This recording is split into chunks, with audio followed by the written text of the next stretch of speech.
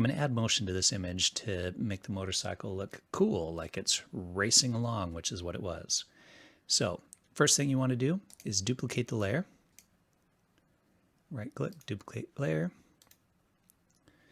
After you duplicate the layer, we want to select the subject.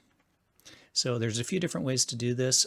For this one, I'm just going to go select and subject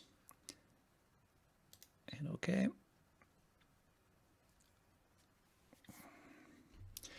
And it did a pretty good job. You can see right here in the middle it didn't select it. So I'm going to just fine tune it a little bit by using my quick selection tool and then clicking on it and making sure that that all gets selected.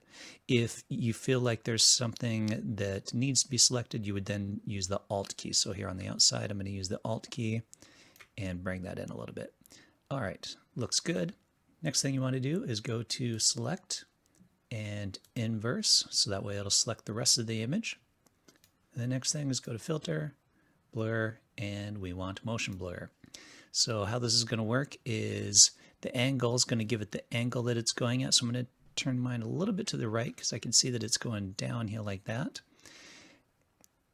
And distance, this is going to give you kind of an idea of how much blur you want. So let's say it's very low, doesn't really look all that blurry. In my case, I want a lot of cool looking blur going off around this thing.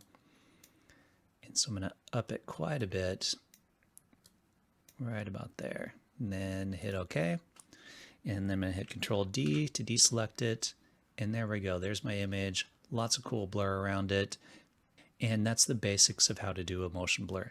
Now you can play around with this some more if you want, but the purpose of this tutorial is just that basic one.